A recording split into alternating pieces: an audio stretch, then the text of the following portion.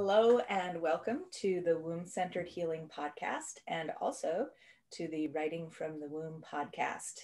It's very clear to me with our guest today that this will be an overlap episode because we have Fia here today with us who had some folks reach out to me after listening to a previous episode of this podcast. It was also an overlap episode with Maria Stark, who's a musician that some of you may know about.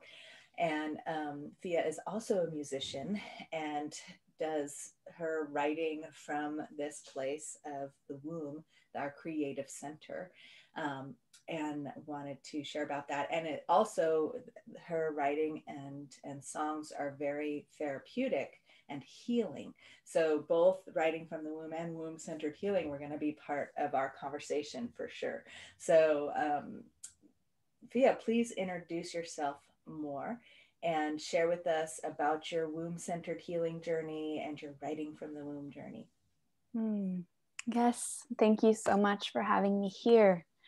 So my name is Fia Forsstromm, and I'm a transformational artist and songwriter from Sweden.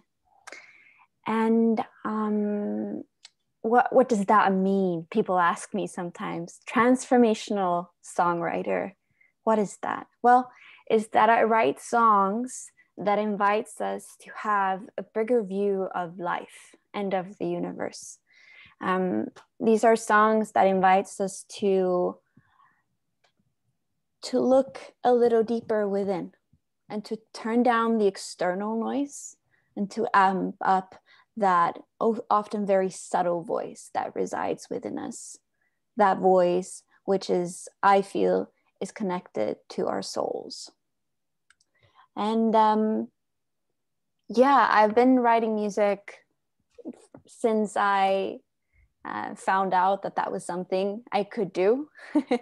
And it was in 2014 when I was going through a period of my life which was very shifting. I moved places, I ended relationships, and I was in a place of personal identity crisis. Who am I? What do I want to do? And the music that I was writing wasn't really feeling like me anymore. So I went on this journey to figure out, okay, well, who am I then?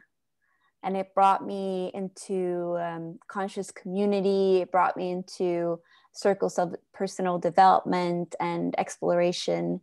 And it brought me into the world of womb healing, of sisterhood circles, of diving into the mysteries of the body, of the blood, and all of that. And when I started doing that, the way I wrote music changed.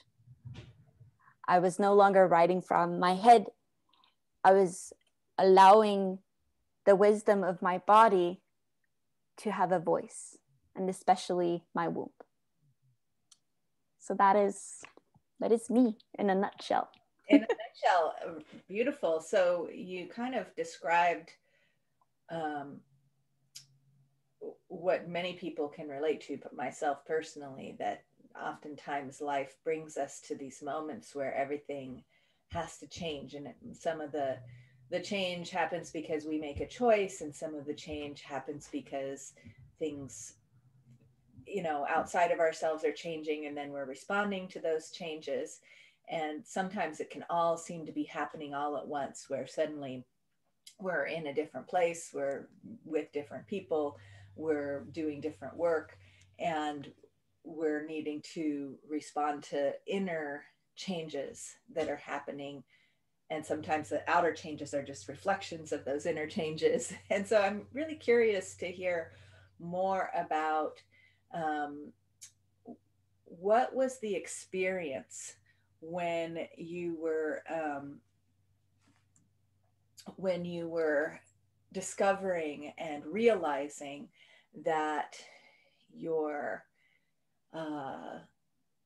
writing, your songs were coming from a different place. Can you describe that more? Like, what did it feel like could you get into the different quality of the words and the stories? Do you have a specific moment that you can describe what led up to that moment and what happened in that moment when you realized, oh, this is coming from a completely different place? Yeah. So autumn 2015, I came home after a summer of intense communal living. I have been in the countryside of Sweden in this beautiful festival and course center, and I have been challenged on every level possible. And I have been cracked open to new levels of love in all ways possible. For the first time, I got a real sense of what it feels like to be co-creating and living with people who are also curious and who are doing their own internal work and who are choosing to show up in a different way in life than we might have been told that we're supposed to do. So I had been in this pressure cooker and garden house. I see a garden house in front of me for all these months. And I came home to a complete contrast. I was broke, did not have a job. I moved back in with my parents. I was 21 and I felt like a complete failure. So I sat there in my room in the dark and I reflected upon this very beautiful, life-changing summer. And I felt this as if I was in this in-between place. I can see now when I look back, I was in the goo phase of the butterfly right before. And I turned to one of the things that I know how to do best, which is to write music.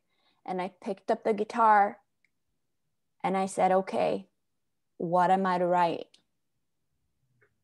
And the words that came, the melodies, felt so raw. And so I felt so naked when I sat there writing. I felt as if for the first time I was able to tap in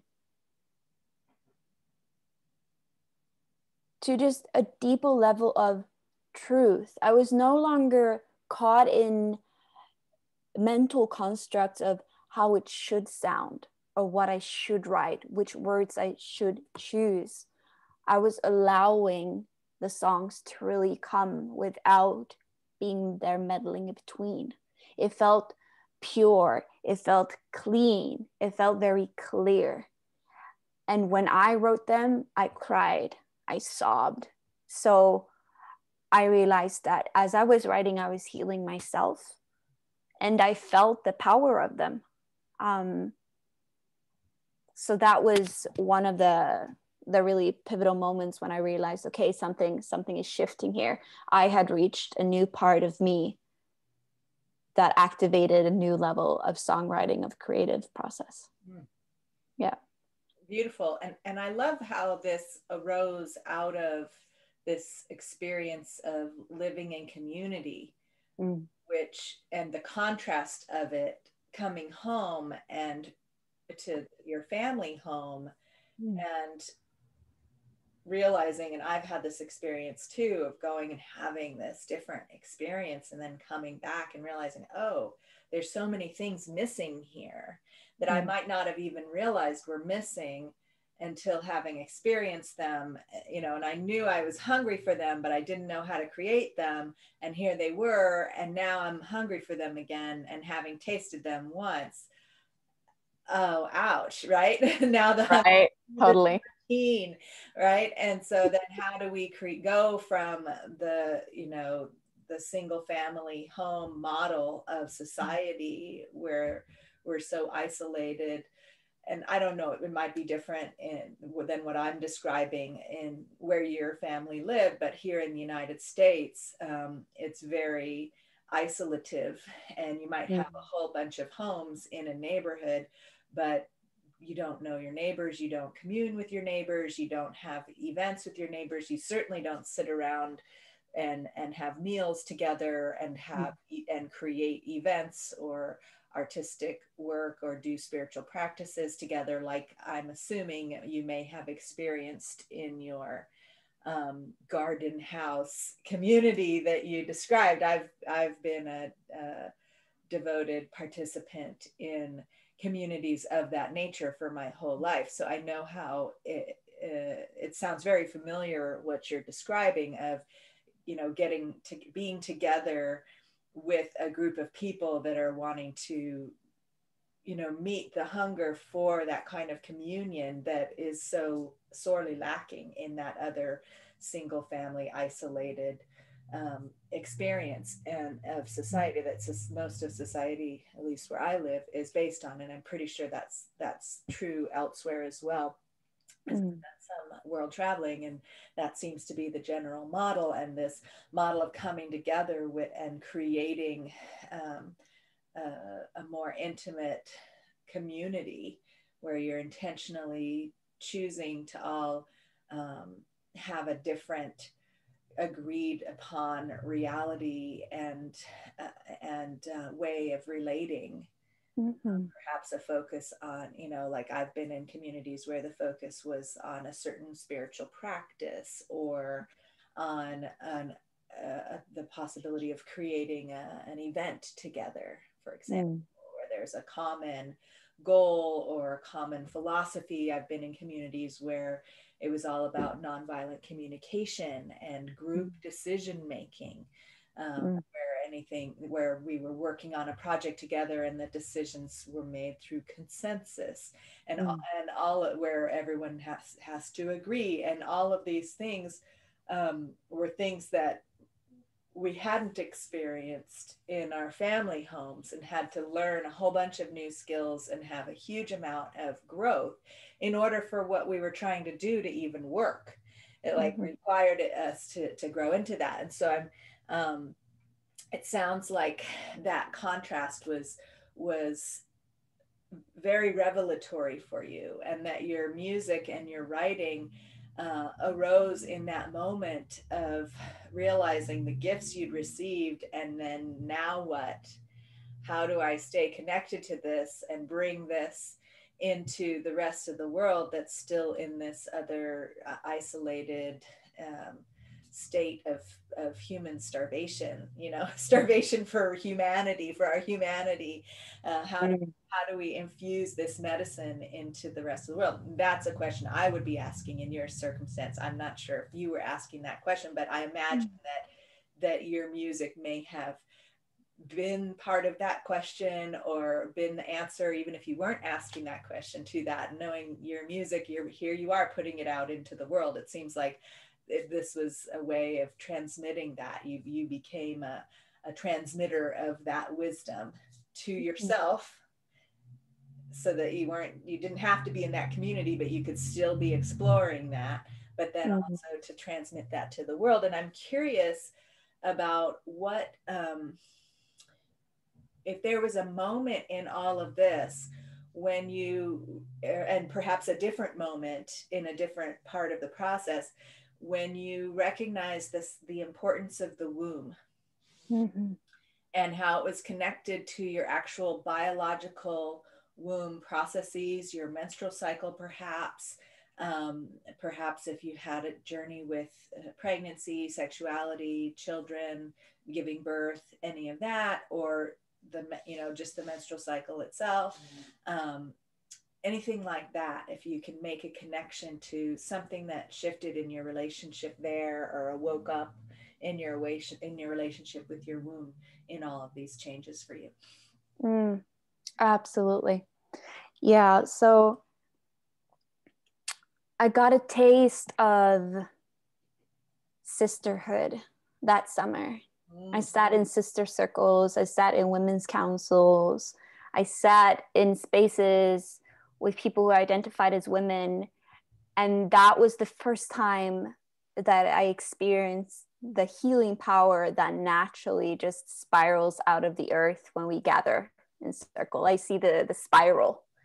And it came in bits and pieces. So that summer was like a catalyst.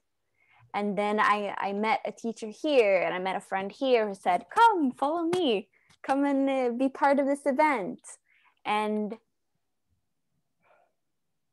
I started to explore tantric sexuality. So working with sexual energy, how to circulate it in my own body, how to focus and direct it into creative projects. But the biggest thing was when I got the call after many years on the road living nomadically. I noticed that my menstrual cycle was really off. It was irregular and I had really painful periods. And I also started having problem with like chronic yeast infections and those kinds of things. And at the time when that happened, I had the awareness and I became curious, but I didn't really understand why this was happening. It's not until afterwards I can see that the way I lived my life was not really supportive and nourishing. So for me, all my problems with infections came from all the stress, came from all the pressure that I put on myself when I worked really hard on some studio projects and was not sleeping well, was not eating. And then I came to a point where I had enough, where I was fed up with not being able to know when my period was going to come, and like feeling like dreading it because is it going to be debilitating pain? Am I going to be able to go to work, to do, even though I'm an entrepreneur, a creative, I was still like I had not yet found a feminine way of doing my business. So I came to a point where I had enough, and I just said, okay, I need a home. I need a base. I'm sick and tired of living out of my suitcase. I don't feel my roots. I'm just floating, and sure, things are moving and a career is growing and it's great. But inside there's something that's off, and it's taking expression through this part of my body, through my creative center. And I said to him, my partner said, hey, I want to get a home now. Do you want to do that with me? And he was like, okay. He's been traveling for many years before he met me, and he was really in the free-flowing in the nomadic lifestyle. Really suited him, but he felt the weight of me asking that, and he said, all right, let's do that. So we began to listen, and we realized that, okay, we wanna set down roots in Sweden, where I'm from, and started looking and feeling into. And as I had opened that door of coming back to the north, I started getting these messages from my intuitive self that's saying, Fia, I'm calling you home now. I'm like, who is calling me home? The earth. I'm calling you home. I'm calling you home, and I'm calling you home to the north. I need you to dig down here. I need you to reconnect with the medicine that lies in this land. I need you to come home. And I heard priestess. And I'm like, okay, what do you mean? Sure, I had a sense of what a priestess was, because I have many beautiful humans in my circles who are dedicated to the priestess path, but I did not feel connected to that. I was like, I'm a musician. Okay, that's what I do. Sure, I write music that is transformational, but priestess just a really big. But that brought me on the search for, okay, is there any teachers here in the north? Are there any trainings, any programs, someone who can tell me what this priestess thing is about? And sure enough, I found a beautiful woman here in her 60s, named Anya Monai, who initiates and teaches the Priestess arts. So that was like one of those another pivotal moments when I reconnected, a dot fell into place, and that set me off on a 2-year journey in a circle of 16 sisters. We journeyed together deep. Beautiful. And so how could you orient us on the timeline of when all this was happening in relation to this experience that you had that one summer in that community? Yeah. Okay. So the community summer was 2015. Okay. And that just sent me off. I found the Priestess training in 2000. I started it in 2018. Mm-hmm. And I graduated in May last year. And I'm really curious how this settling in at a home, which I imagine you'd found a home before you while you were starting this Priestess training, or perhaps before, mm-hmm. somewhere in Sweden with your partner, and started setting in roots, and then got involved in the Priestess training. I'm curious, two things. How did you see this affecting your menstrual cycle? What changes did you start to notice? And what were some of the practices that you feel were central to those changes that you started to learn how to do, besides settling in home and all that went with that? Maybe there are some aspects of that you feel could answer this question, but also as you're getting into your Priestess training, what were some of the practices that you felt also contributed to healing around your menstrual cycle? Yeah. So the first thing I noticed was that when I found a place to call home, somewhere to lay my hat, somewhere to put my bare feet on the ground, I noticed how it started to regulate. Like it became 27, 28 days before it could really shift. It could be shorter than that or very long. It also became less painful. I didn't have to take any medication for the cramps. I was able to handle them, and they decreased as well. And the Priestess training, I think this is where I really connected to my womb.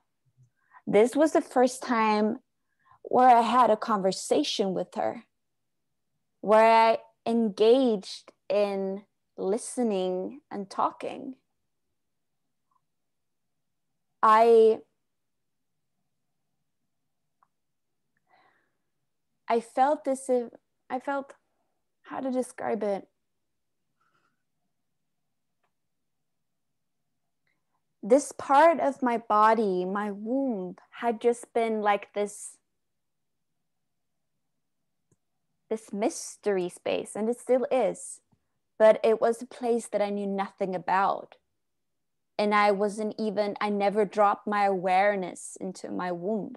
It was just, okay, this is where a baby will grow one day, perhaps, like that. During the Priestess training, I started, for example, giving my blood to the earth as an offering. Like, thank you for this gift. I love you. Like putting my hands on the earth, getting out there, putting my body on the body of the Great Mother, and like feeling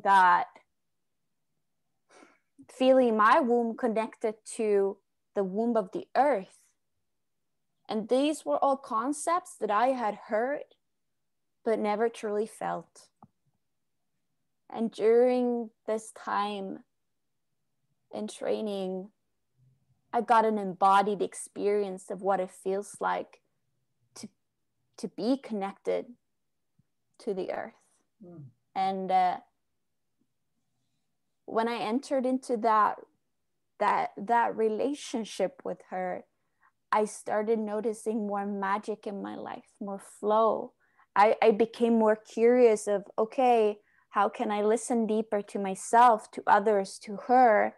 And I started to restructure the way I work. Now I work around my menstrual cycle. When I do a yearly plan for my business, it is with it's time with the seasons. Like now I'm in winter here, it's touching up on spring, but like I've been in hermit mode. I've been doing podcasts, interviews, the writing. In the summers, it's touring, to really learn how to honor and hone my energy and to tap into the particular magic that is found in every facet of my cyclical nature. Yeah. Beautiful. And was this something that in your priestess training you really were given tools, and the priestess training give you the training that you needed to connect with the womb specifically? Yeah. Yes. So that was included in the priestess training. Beautiful. Yes. And you were able to do that with the support of other priestesses in training. Beautiful. And was that an in-person program in 2018? Yes. So you were meeting on a regular basis. And for how long did you have that process? So during 2 years, we met a total of 8 times, 8 weekends, so Friday to Sunday. And in between there, we were communicating online and sharing our processes, and we had practices that we were to do. Yeah, really powerful. I think one of the biggest tools that I got that I use every single day was learning how my womb can transform and can transmute any energy. This part of my being is absolutely magical and also super practical. So I learned how there was a shamanic approach to this training. So I learned how to eat heavy energy. I asked my womb, eat all this heavy energy and let's give it back to the earth as a blessing, because to her, it is simply energy. So with that intention, I started to, anything that I might be carrying, but especially in my womb, I, on a daily basis, started doing energetic practices to just clear of any gunk that was in the way and to invite more of me. And did you learn any kind of, I would say herbal practices where you were using plants, or perhaps using water or earth? I know you already talked about giving your blood to the earth, but there's quite a few very deeply developed practices that I'm curious if you explored, supporting the health of your menstrual cycle, because that energetic practice of digesting emotional patterns or heavy energies energetically and releasing them is also, there's a mirror of that process in the cycles, the physical biological cycles of the womb, of receiving nourishment and actually absorbing that nourishment from the body, and also receiving perhaps even things that the body is wanting to release through the cleansing cycle of the womb, through the bleeding. And so and there are wonderful ways through herbs to facilitate and nourish and fortify that process to create more ease and flow in the menstrual cycle. And so I'm curious if you learned any methods that involved herbs or water rites that were supportive to you in the biological processes of the womb. We did not go super deep into herbal work. So we did not receive as many initiations and practices there, more like a general knowledge of some plants that are specifically great for us women. I know them in Swedish. I don't know them in English. Do you know their Latin names? I don't know. Yeah. So that was not a super big part. But you did have some, and did you make teas with those? Lots of teas, and we got to like learn how to make tinctures and like incense blends that we can burn in our space. And I know one that I know the name of in English that we worked a lot with was the lady's mantle, I think it's called. Yeah, that's one big. And we worked a lot with the rose as well. Mm-hmm. Classic. Yeah, my favorites. Yeah. You know, it sounds like, and if there were more that you did learn about besides those two, but you just don't know their names in English, and that you were making teas and tinctures and incense blends, that sounds to me like a fairly in-depth introduction to herbal womb wisdom. And you know, just because you didn't get certified as a clinical herbalist in your program doesn't mean you didn't really dive into herbs. I mean, in my apprenticeship program, we have a perhaps more in-depth herbal womb wellness segment of the program and then throughout the program, we're making teas and incense blends that have that kind of spiritual, energetic, as well as biological support for priestessing practices, the mystical practices that we're doing around the womb. But there's a more in-depth segment where you're really learning about how the biological and energetic aspects of the womb interrelate, and how specific herbs and specific herbal practices like vaginal steaming, for example, can really support greater and greater biological womb wellness, but also emotional and spiritual healing around the womb. You know, as and that program is sort of can be embedded in this longer priestess program, but can also be in and of itself as a separate program. So, but I feel like even without that more in-depth part of my program, that the herbs of, you know, just incorporating teas, putting bouquets of herbs on the altar, or you know, burning the herbs for you know, incense or fumigation, the space, all of that, all the ceremonial uses of herbs. But teas, I mean, teas and tinctures are like so potent. So it sounds like, did you ever were you using any essential oils or anointing oils in your program? Did you learn how to infuse herbs into oils and use oils in anointing or self-massage or anything like that? No, those are things that I've discovered on my own. There was some things that we did were a lot of was surrounded by ceremonial work and bringing back ourselves into our body, reclaiming, reconnecting. And it was that. And then it was a lot of focus on the Nordic goddesses that we had here. So lots of goddess work. Did you work with any divination with the runes or anything like that? Yes, we did.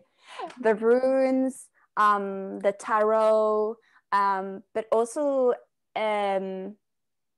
just intuitively learning how does my intuitive language work, and how do I receive information, and how do I convey that. And we work also with the divination practice of sade, which is the when it's the old Nordic way of going into trance and receiving information.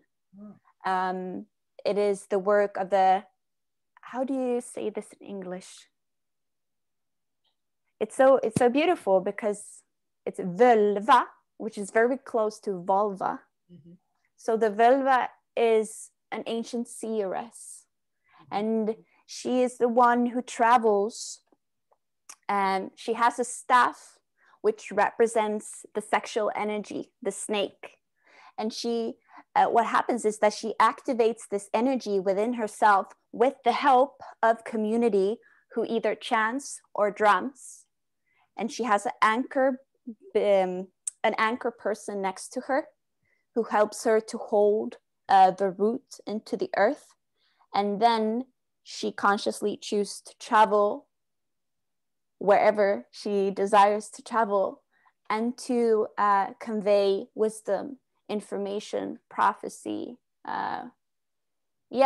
This was a really big part. This came in year 2. It is a really deep practice, but it's incredible. Yeah. I went to just a introductory storytelling training about the vulvas in England when I was in Glastonbury.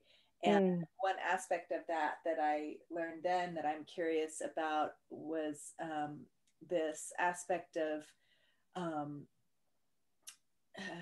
the purpose of helping the community like have healthier crops. Yes. And have healthier livestock. And have healthier relationships, and have healthier births, and supporting the death process. So there's this like being able to have that energy flow through the womb and through the body from Mother Earth and receive that wisdom. And what I heard you talking about was this aspect of being able to travel in the spirit realms and receive wisdom and guidance. And that might be a part of this other aspect, but it also doesn't have to be a part of this other aspect of just simply channeling that energy through the body to bring its healing power and to reconnect where things might be disconnected in a community, so that communities would call upon these vulva practitioners, or they were just called vulva. If I'm probably saying it incorrectly, I just no, it's right, vulva.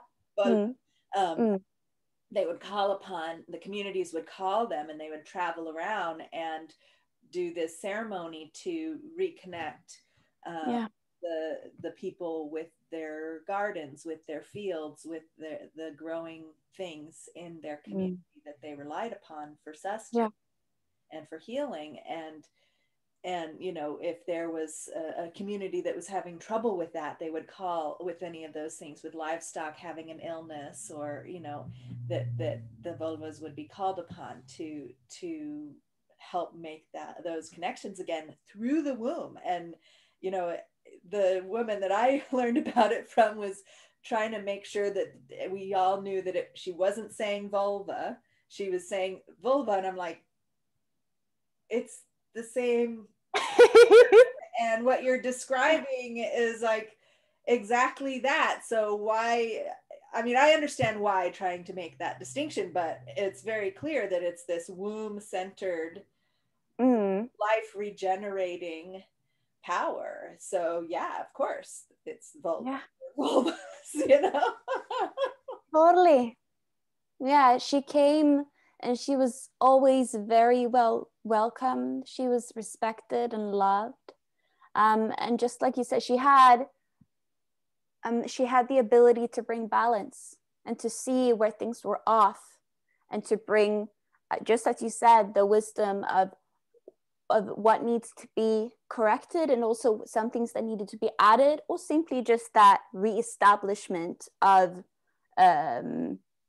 synergy between human and earth, human and animal, human to human.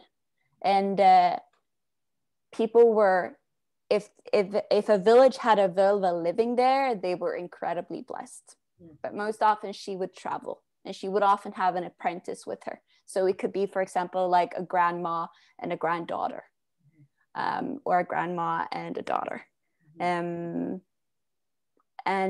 she was wealthy. She was beautifully dressed. She gave her clothing and jewelry, and always made sure that she was cared for, because she held space for this power. She held space for I say the goddess to speak through her, and to see, okay, what is needed here right now. How do we nourish life? And Yeah. so I'm curious, is this tradition still taking place? Is this an unbroken lineage in Sweden and other Nordic countries, or were the vulvas persecuted and wiped out like similar practitioners and people were in other places in Europe? I've heard little shifting stories here. Part of it, I've heard that it's gone underground, and it's like a little. Some have heard that they got burned as witches at, when it came to that. As today,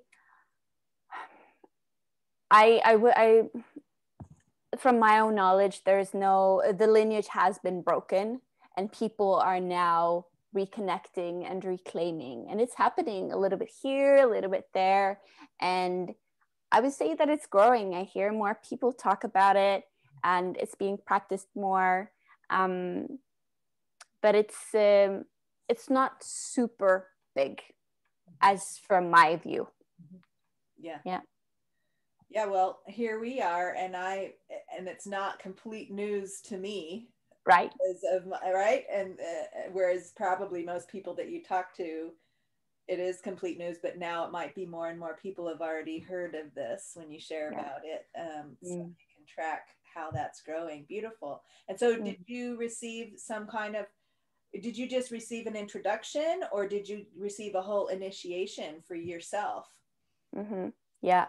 So during these 2 years, the first year was focused on healing your history and owning your story. So going through the whole year, just recollecting yourself, so that you could enter into year 2 with focus on space holding, focus on creating and holding ceremony, and going deeper with the goddesses.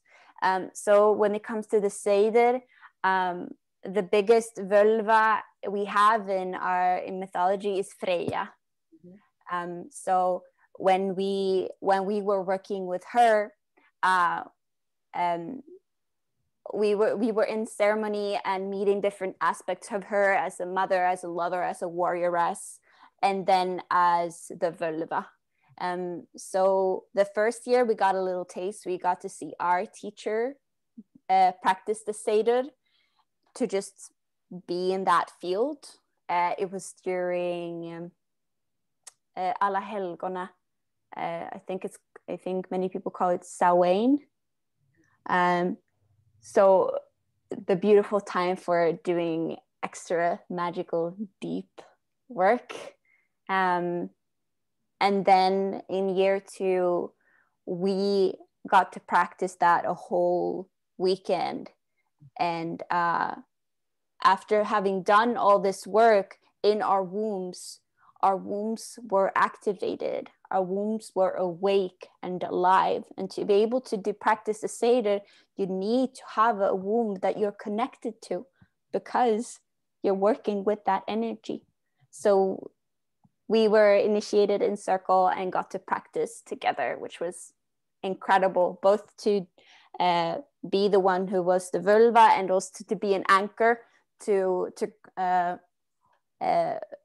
anchor and root your sister while she is working.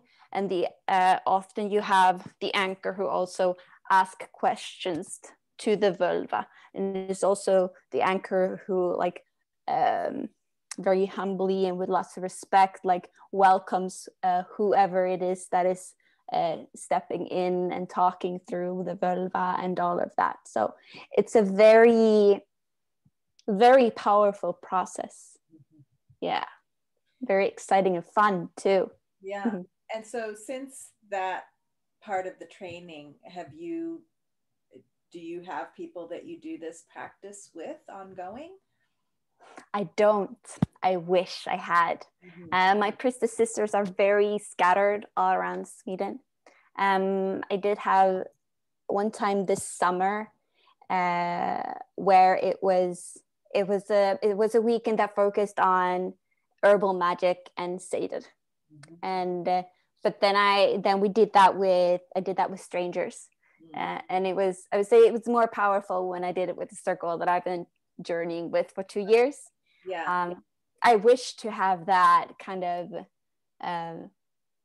ongoing circle again. Yeah, I wish to create that. Anyone in your group organizing reunions and coming back together to practice together again? I would think that after spending 2 years together, that would feel quite a loss to not be meeting regularly. I'm curious if anybody has talked about, hey, I always long for that when I go through something with a group of people, and have tried my best to cultivate that. It's hard to sustain. Yeah. It's hard to sustain though if the main teacher isn't facilitating that. Yeah, I think that's the thing. I feel that it might be coming, and I'll be happy when it comes. And I also feel that I might be the one who's like, hey. But it's also interesting, like when you journey together for so long, it's like it's both a blessing. It's both sad and happiness when you depart from each other, because you've been like you've been rubbing against each other and you're really close, but it's also okay. I need some space. Right. I need some space. But when the time is, Right. So you're birthed into the world now, and yes, and you're no longer in that womb of apprenticeship and learning together, and you're all birthed out to your separate places. But maybe there's a family reunion on the horizon anyway. Well, beautiful. Thank you so much for sharing so much of this intimate journey of priestess initiation with us. I think it's, there's so many.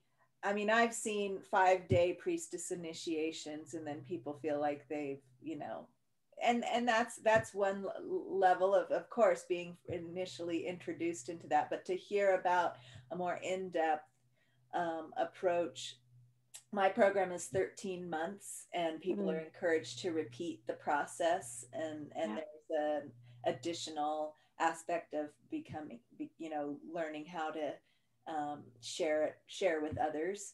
And I love this idea of having 2 years, where the first whole year is about focusing on your own personal healing and growth, and then the second year as when you really start to develop. So I love hearing about how these models, or how different teachers set up these processes. So thank you so much. And just as we're closing out here, I know that maybe you can share just a little bit about how I'm sure all of this continued to influence your music, which it seems to me like your music is your way of priestessing in the world. And perhaps you do it sometimes in a more ceremonial way than others. Perhaps you do some performances that aren't as ceremonial, but you bring that aspect to it. So I'd love, and then your writing process as well may sometimes be more of a personal healing and more of a gift to the world, or perhaps a little bit of both. I'd love for you to share just a little bit about how all of that influenced your writing and your music. Yes. Oh, you really said it. My musicianship and being an artist is my priestessing. And I realized that the concerts I give are more or less ceremonial. I always, before I go on stage, I set my intention. I set the field. I I do so many things, and it wasn't until I had taken this this long journey of being initiated into the priestessing that I realized, oh, all right. Oh, I was doing that all along. Now I have like a context and a deeper understanding of how to do it even more effectively. And it has connected me deeper to the understanding that this is how I serve. When I write music, it is for my own healing, but it also is to be shared. That is holds medicine for someone out there. And my job is to make it accessible and just send it out with the greatest love. And it is more and more, the more I write, it's from this deep well, the well in my womb. And when I sing from my womb. I allow the earth to sing through me. I allow the goddess to sing through me. And that it becomes a different quality that is felt. I feel it. And many others feel it too, because it is beyond this. It is beyond a mental level. It's beyond a perfection level. It is real. It is raw. It is nature. And this whole priestess journey here in Sweden on these lands also opened up my Swedish songwriting again. I started writing chants, chants to sing in circle, chants to give to people who want a tool on their own journey to open their voices. I got to learn about the connection between the yoni, the womb, and the voice. You know, this whole channel, and how it's all connected. I'm not the expert on that, but I feel it, and it's just the awareness of how it's all part of a circle. Yeah, I feel myself being very exciting and becoming a little spacey when I talk about it, because it's so big and at the same time very here. Here. Yeah. It's quite an awakening journey. Thank you so much for sharing. So I can really feel your passion and your love for this process coming through in the sound of your voice. I feel it awakening inspiration in me, and I'm sure our listeners will feel that as well, of just the connectedness that you're sharing about, and this all the things that you said. Without repeating it, I can feel it in my body. So thank you so much for sharing all that. So what are you doing with, I know there were different things happening in Sweden around the global pandemic. So it sounds like you were still able to go and do in-person tours this last year in 2020. And are you planning on doing so again in the summer in 2021? Or how are things going for you there in Sweden and elsewhere in Europe? And, you know, what are your travels looking like? And are you doing anything online for those of us who do have travel restrictions in the world still going on? Could you speak about that a little bit, leading up to telling people how they can get in touch with you? I know we can find you on Spotify, but can you share about, you know, how that is, what's going on? What are you offering? Yeah. So with the global pandemic, concerts were not happening last year. Here in Sweden, our restrictions were changing all the time, same with Europe. And this year, nobody knows. So I hope that I can play concerts this fall, winter. Yeah. And as soon as travel is possible and touring is possible, I will go to all the places I usually go. I travel to Europe and I travel to the US as well. But as of now, I'm in my cocoon writing on the new album. And that's very exciting. I don't know when it's going to be done, but there will be some singles this spring. And yeah, if you're curious about me and the music, you can go to fiasmusicofficial.com. And there you have all the songs and all the songbooks. And This is Fia Music is my handle on both Instagram and Facebook. So yeah, follow along. So it seems like the music itself, each song perhaps even, and each album becomes this ceremonial practice that someone can enter into simply by listening, even in a digital format. And perhaps I'm imagining those who have an awareness of how to create ceremonial space for themselves can enhance that experience by doing some of those practices while listening, or playing your music while doing meditations or movement meditations and things like that. So I want to encourage listeners. I've been experimenting with that with some of your songs myself, actually, including your songs in my dance playlist, my ceremonial dance and movement playlists and things like that. So it's lovely. So thank you once again so much for joining us here on the Womb Centered Healing podcast and the Writing from the Womb podcast. Listeners also know that if you want to learn more about the Womb Centered Healing Temple, you can go to wombcenteredhealing.com and learn about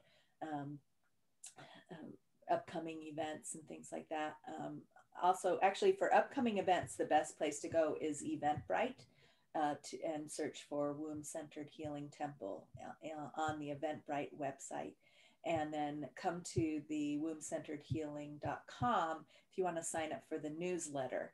And there you will get announcements about upcoming events on the newsletter, as well as a free womb listening MP3 meditation recording when you sign up for the newsletter. So look forward to hearing from you all. If you have any questions about this, reach out to Fia if you want to learn more about her music or listen to some of it and go into that ceremonial space.